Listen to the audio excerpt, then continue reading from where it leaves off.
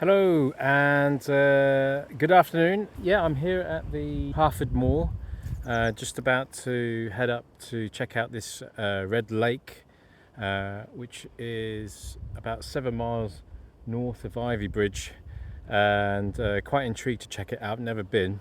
Apparently it's supposed to be a really good place to have a wild swim. I'll be following a trail called the Puffing Billy Trail. It was a bit of a steep climb initially. Yeah, I couldn't really actually ride my bike, but that's because I got quite a lot of heavy gear. I have brought my tent, sleeping bag, and my cooking stuff, so my bike's quite heavy. Hopefully by the time I get there, it's not too cold. I'm actually baking, so I'm looking forward to having a dip in the water. So we'll keep you posted.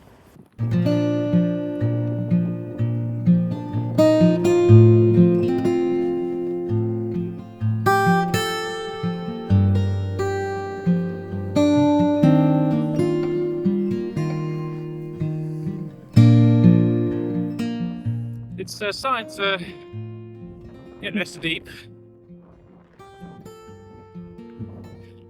and it's starting to become more of an even terrain.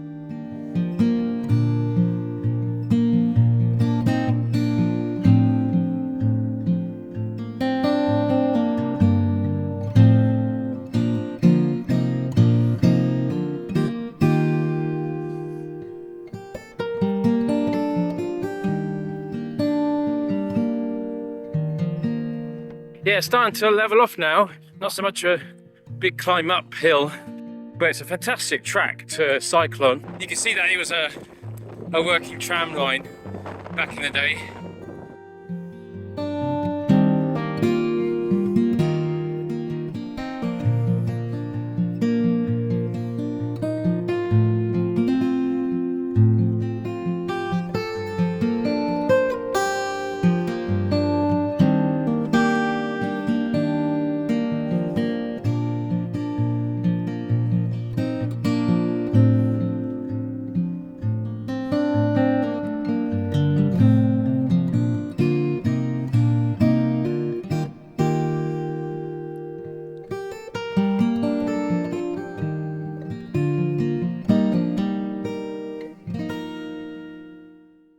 Definitely windy today, as you can probably tell by my hair. Very bit windswept.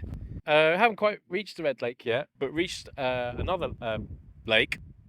This lake is called Myers Lake, and so we're actually nearing Red Lake, not that far from it. But yeah, it's absolutely beautiful.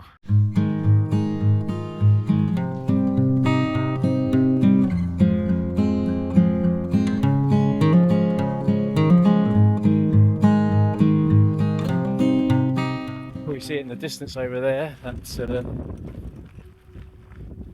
the Red Lake volcano, the Dartmoor volcano.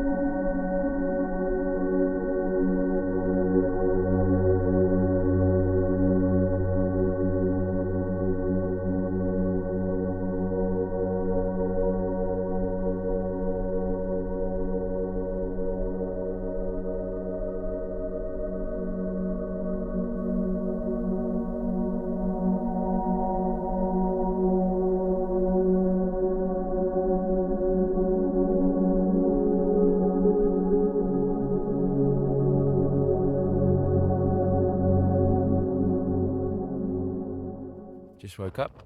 It's must be about coming up to 8:30 in the morning. Slept okay. It was a little bit windy. My tent was just flapping about, as you could probably still hear. But yeah, gonna have a coffee and have some breakfast and try and convince myself to have a dip in that lake.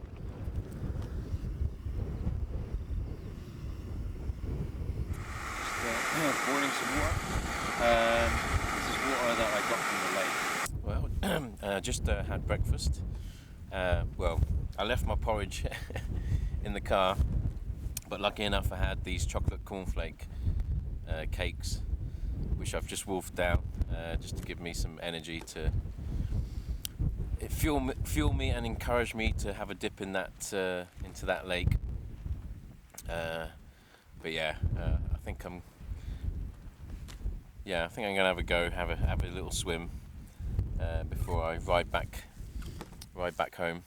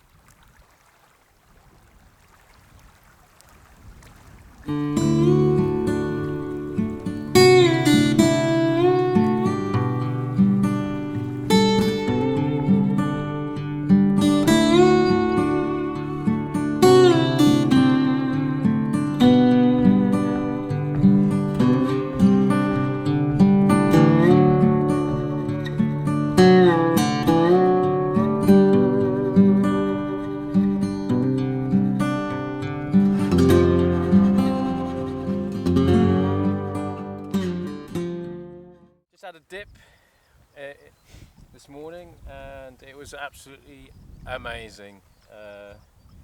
Beautiful lake, and it really is a stunning spot to wild camp. But yeah, just gonna warm up a little bit, pack the tent up and head back home. It was windy, but it's not like a cold wind, it's quite a warm wind. I didn't after my swim I didn't really need to use a towel. I just dried straight away because it was so windy. But it was nice. It was really lovely to be air dried by the wind.